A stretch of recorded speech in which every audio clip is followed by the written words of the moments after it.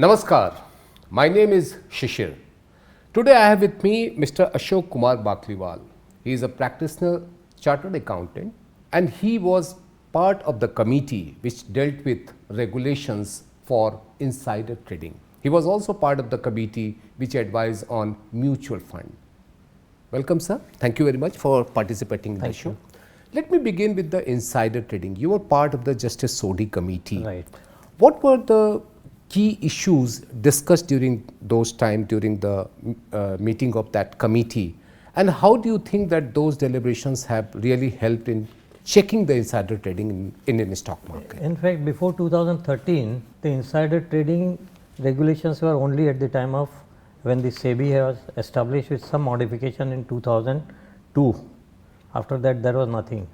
So it was a committee with very well, highly qualified people.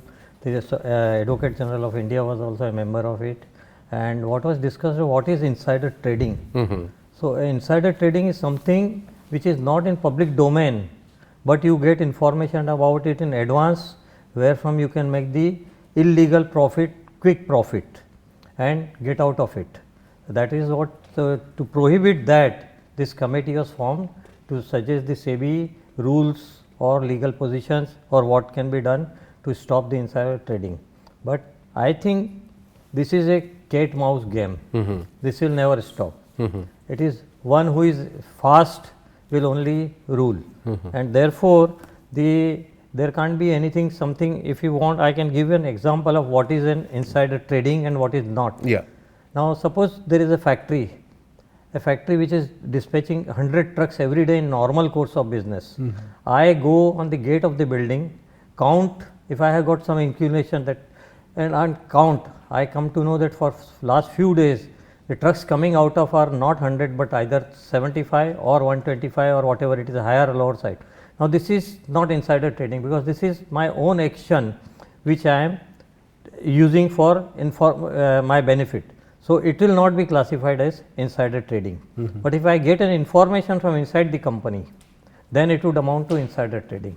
Another example could be that a broker, I know somebody who is a trader on the computer of the broker's office.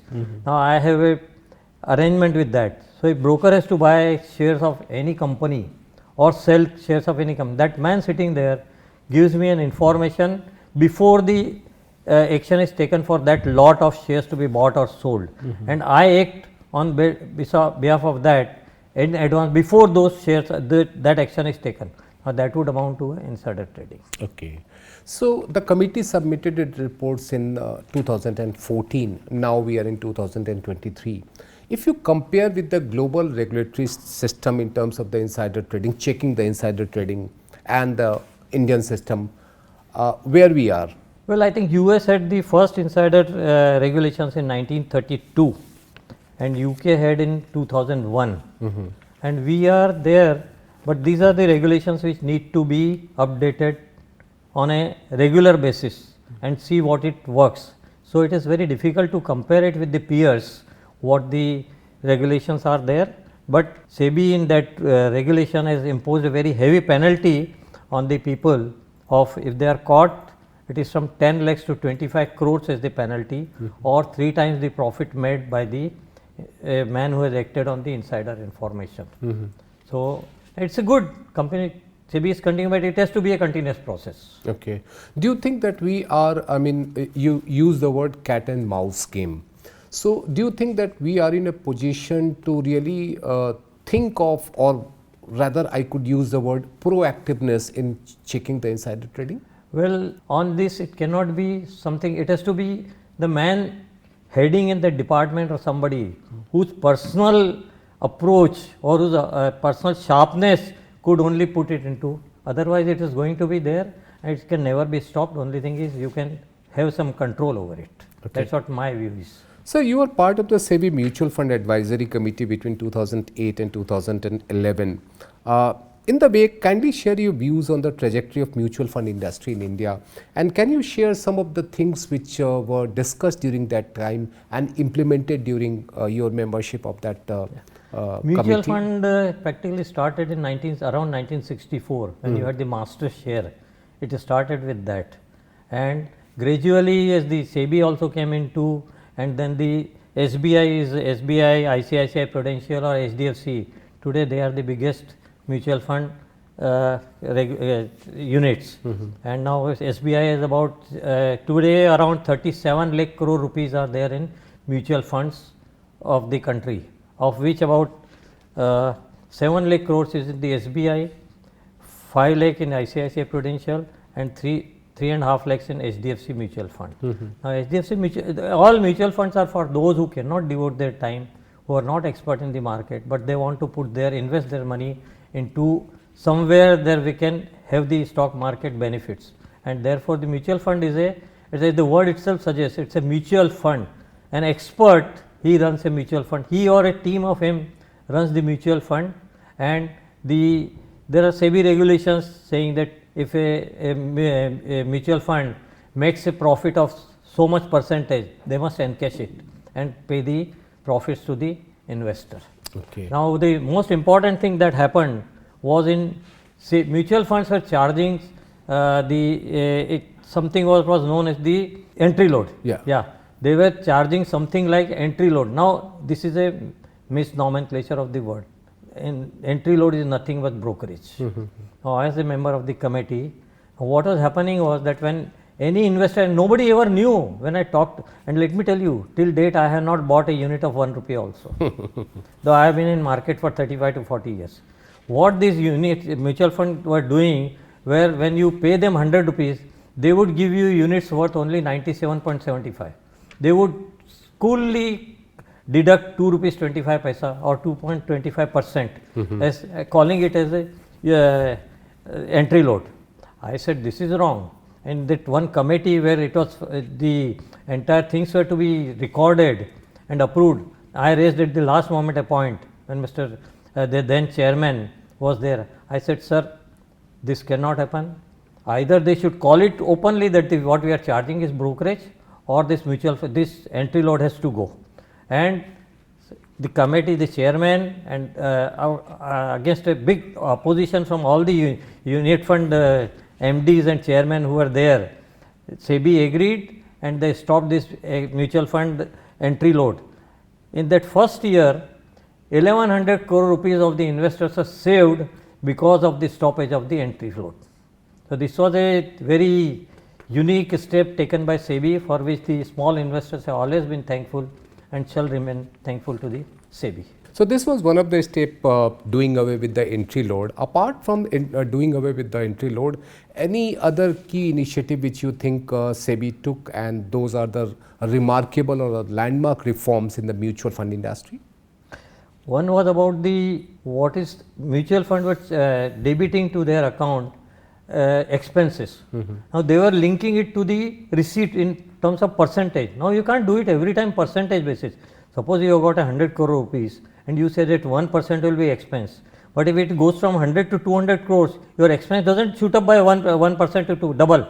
So, we said that it has to be reducing balance, and at one point of time, even if whatever you are holding in the mutual fund is there, this expenses ratio should become 0. Sir, you were a member of the expert committee constituted by SEBI in 2007 and headed by its executive director Shri R.K. Nair to look into the problem faced by investor transmission of shares and make recommendations to SEBI to remove such difficulties.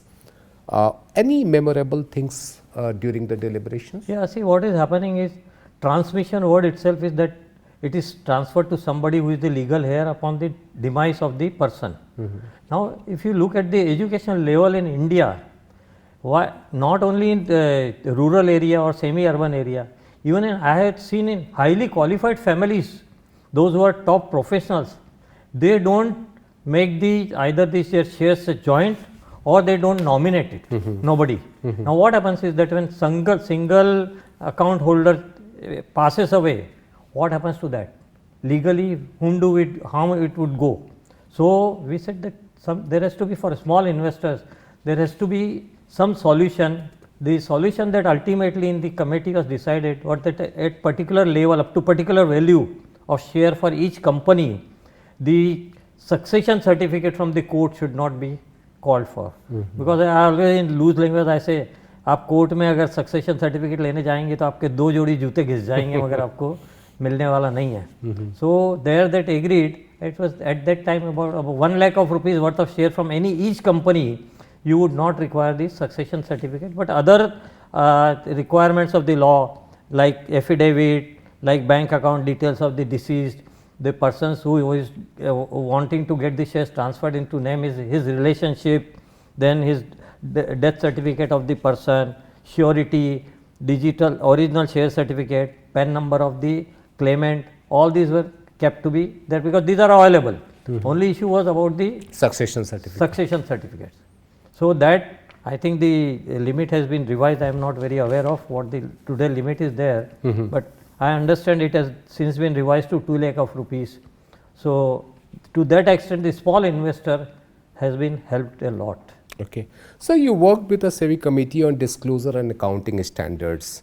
So any anecdotes regarding the working with that committee, anything which you would like to highlight to our viewers? Generally, this is as you the word itself is it's a standing committee. It's a permanent committee. Now all the accounting standards etc. are covered under this committee on a regular basis.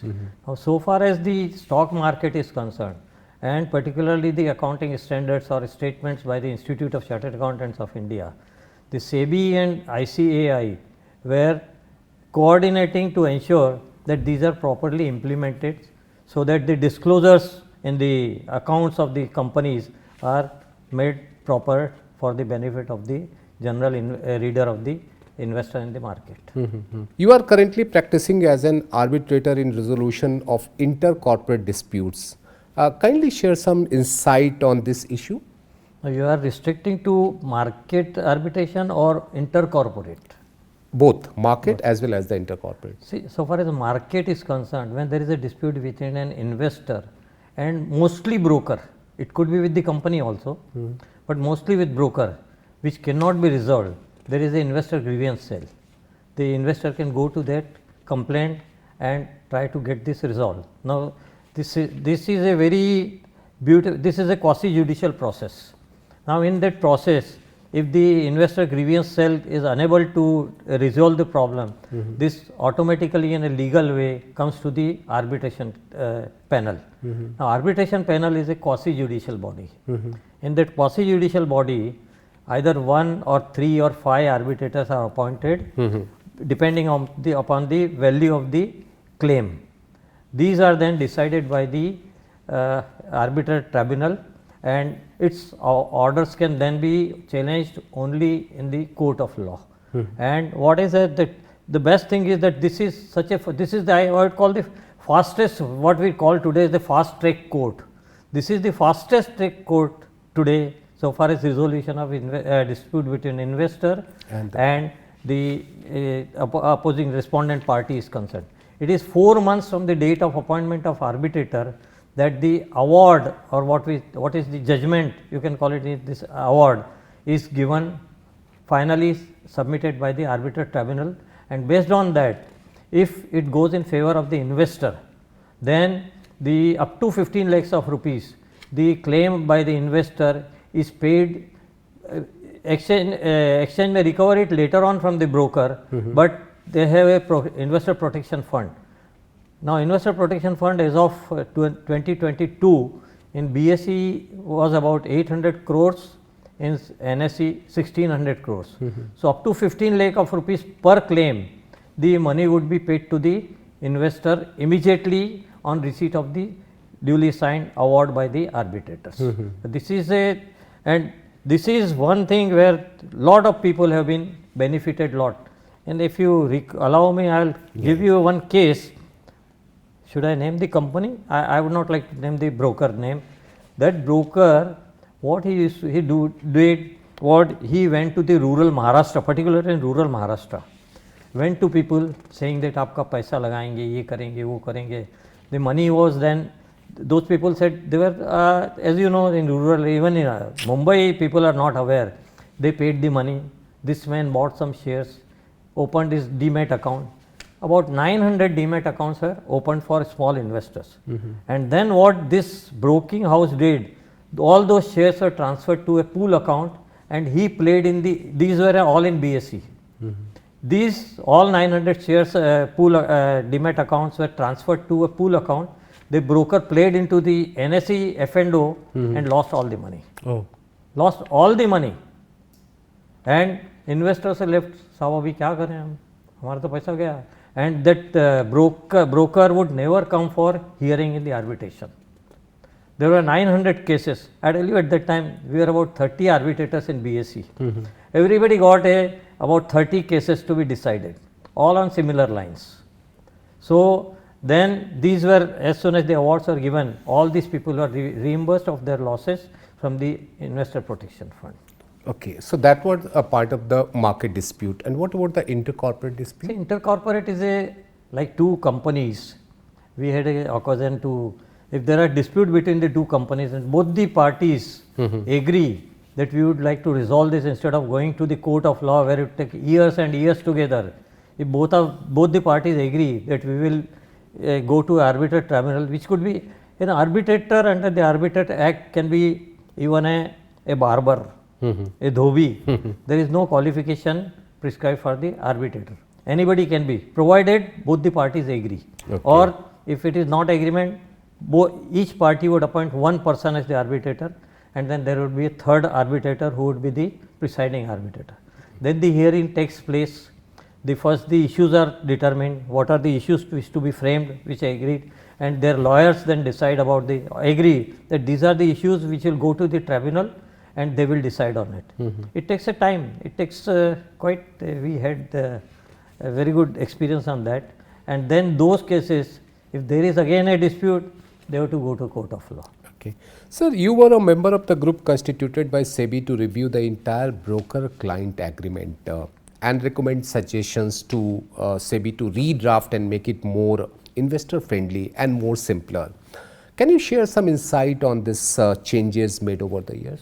See, if you see the client-broker agreement, it used to be something like 50 pages, and those font of those agreement was 6 or 4. I used to always say that, sir, in SEBI, that sir, you are sending this, asking the broker to give us this signature on this, ask them to provide us with a magnifying glass also, so that we can read. Nobody would read it. I think only at the time of drafting, even broker would not.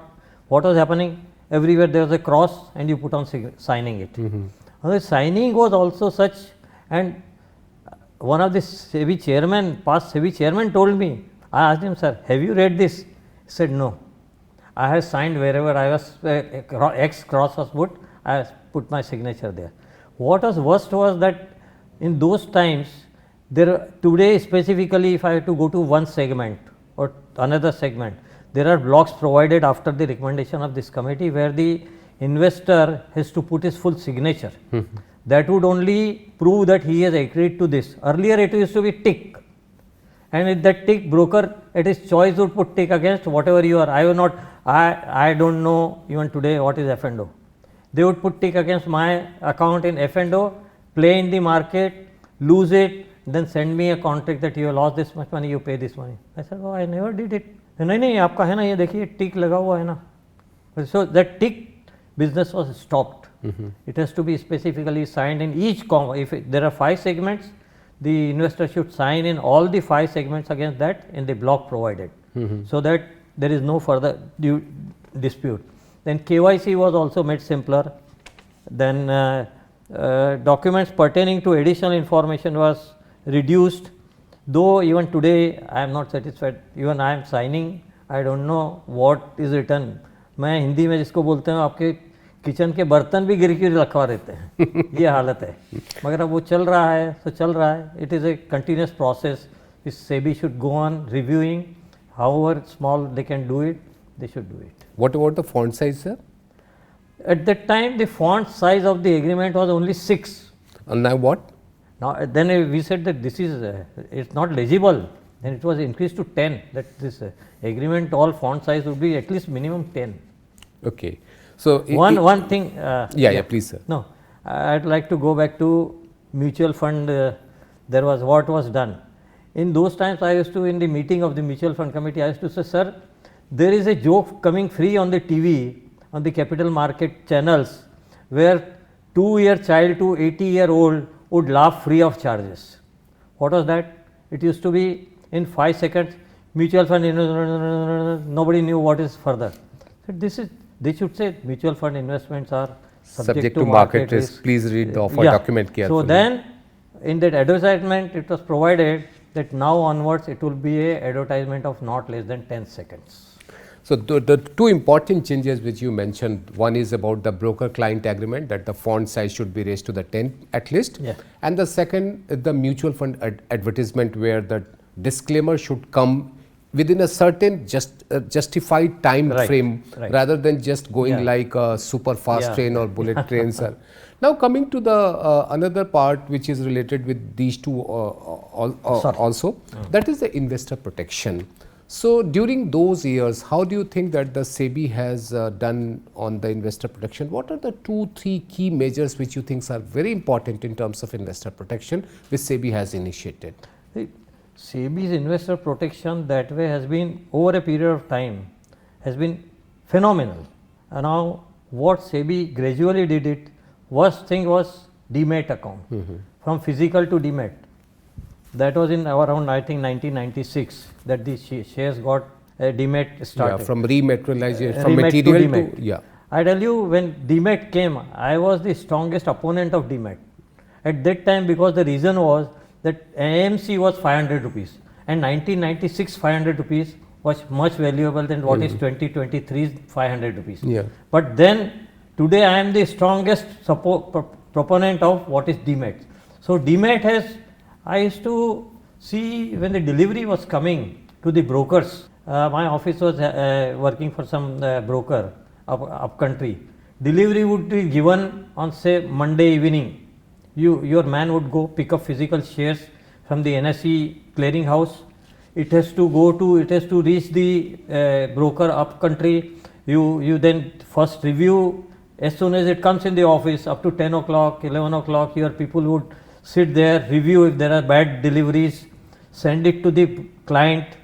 Client would then, their office would check it, and in the same evening, client has to send the objection shares back to us, so that third day morning before 10 o'clock, those bad delivery shares are with objection memos are given to the NSE clearing house.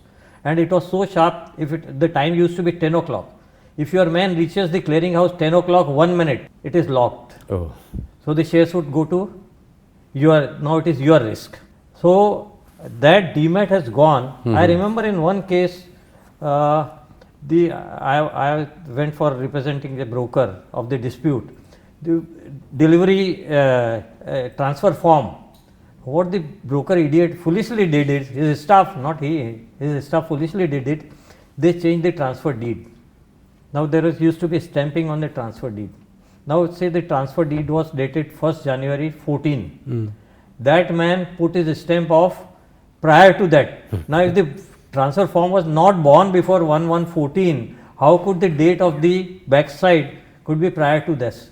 So it was a hearing, and the person who was hearing, I said, sir, give me 50 seconds. This matter would be closed in that. I said, sir, say this too. And he said, broker, बोलो. क्या बोलूँगा sir अभी? ये तो हमारे यहाँ हो गया, सामने दिख रहा है तो चोरी किया हुआ है. So now that is gone. That is one thing. Then SEBI has introduced scores, which is complaint box for the investor. Then investment awareness programs are there.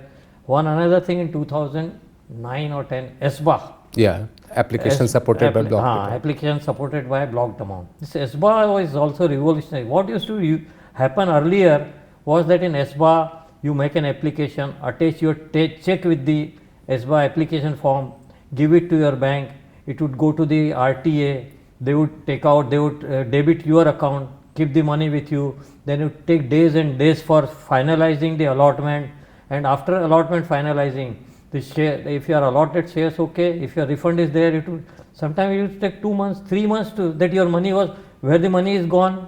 And considering the rainy season, the check would have lost in that. Yeah.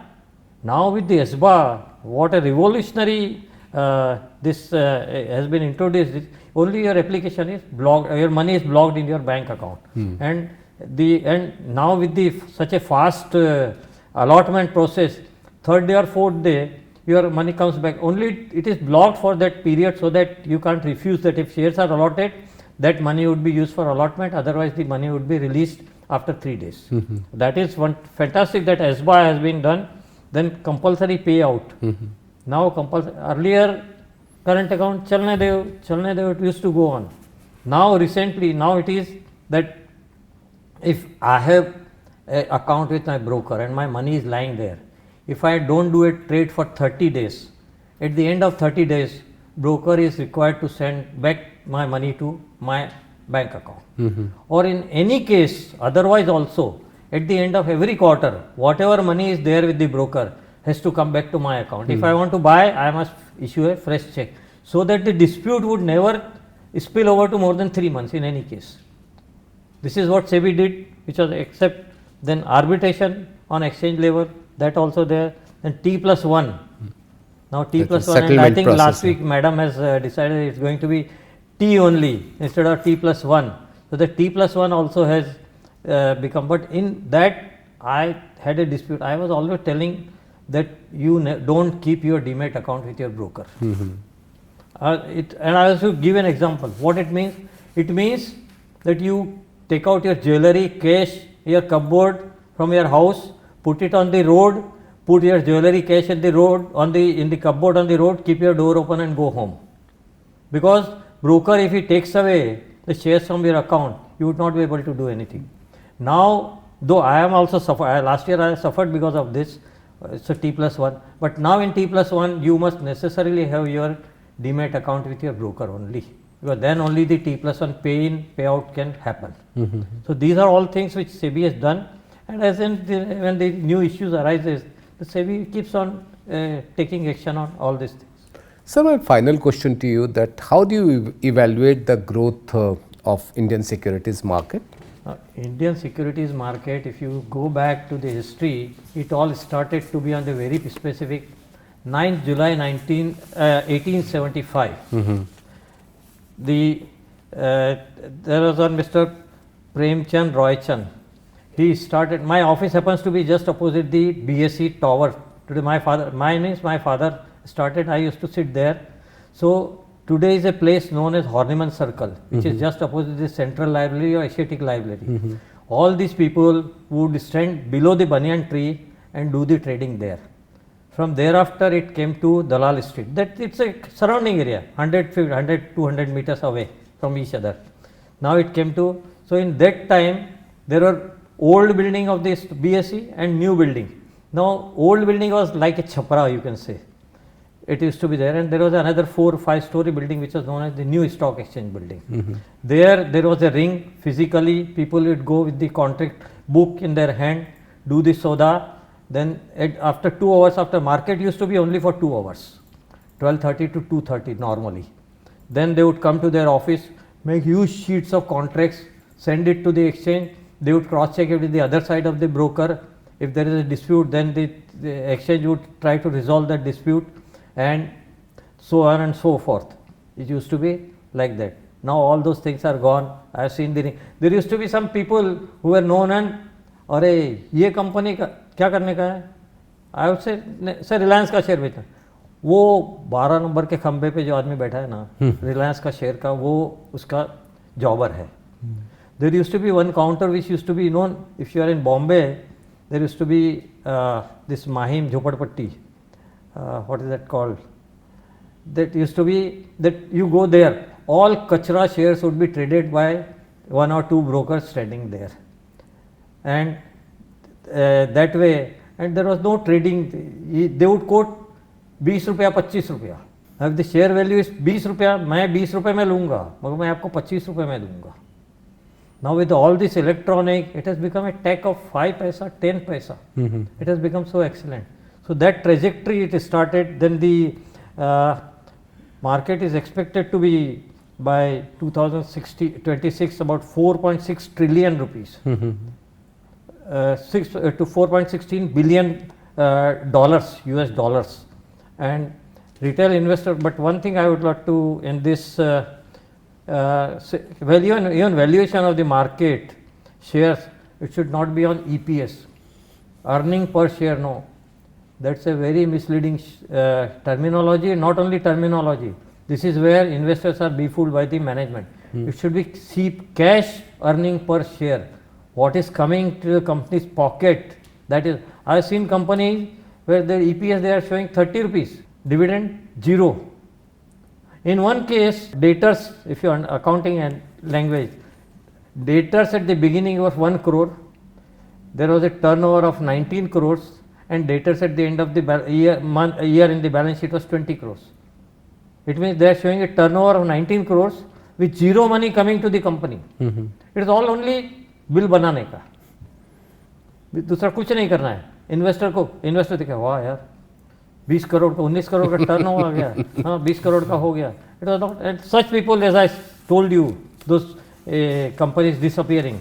So thank you very much for talking to us and giving an insight on the securities market. Thank you, it's my pleasure. So next time whenever you think of a broker client agreement and the font size of 10, please remember Mr. Ashok Kumar Bakliwal. Thank you very much for viewing this show. Namaskar.